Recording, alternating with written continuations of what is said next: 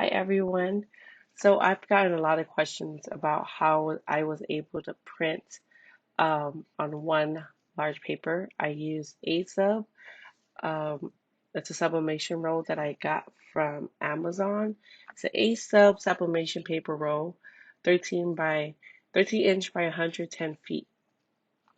So my stole is about 40 inches. So my friend just started doing sublimation, and then she told me that I could print larger than what I was usually printing. I have a 13 by um, 19 paper.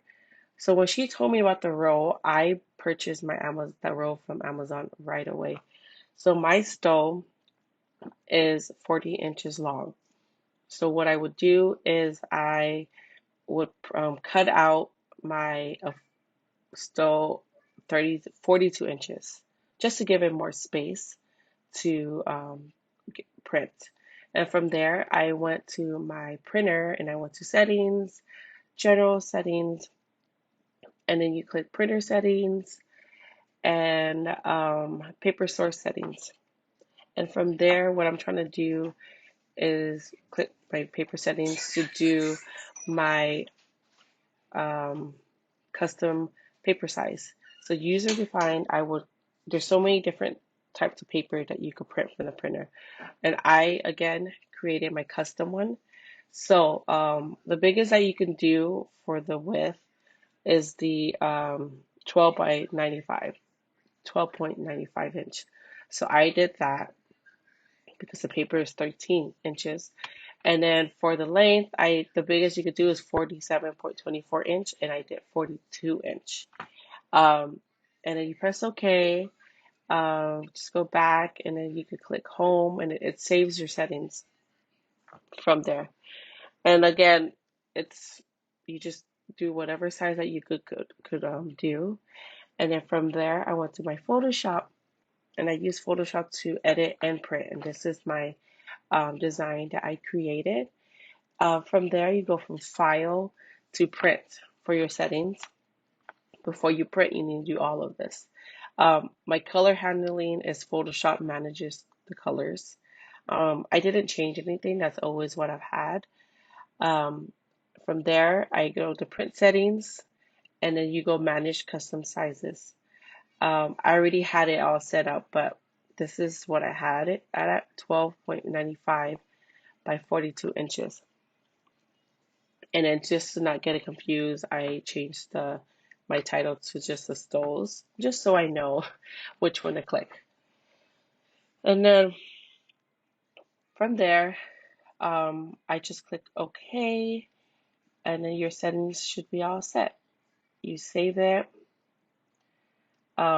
First, sorry, you go to feed from weird tray and then photo matte paper and the best quality.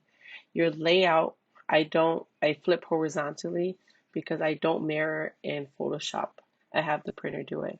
You save it, and then you make sure everything is scaled correctly um, for the designs. And then right when you're done, this is all my settings that I have for Photoshop. You click print. So once you click print, you have to grab the paper and run to your printer. That's what I did because if not, it's going to jam. Your printer will jam. Um, so I had to go to my printer, and my printer is on the floor right now. I had to move it.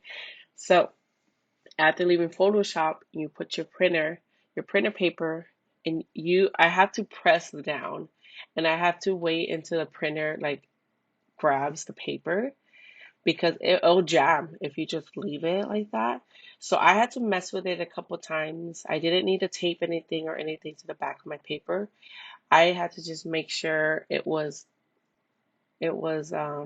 centered correctly, and I held down the paper until the paper was able to feed through the printer. And there is my paper.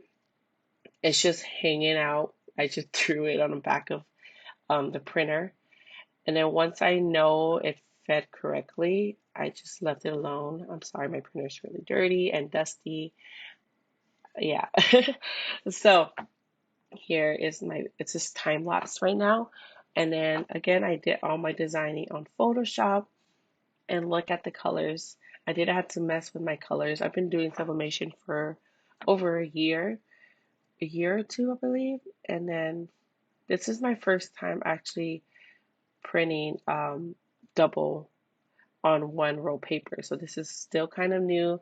I've used to do it piece by piece, like 13 by 19 papers, and then just tape them together. But this is the results. Um, it came out so beautiful, the papers.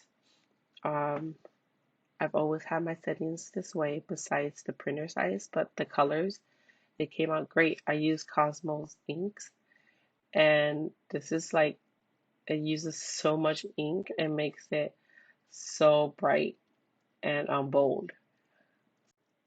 And there it is. Thank you for watching. Bye.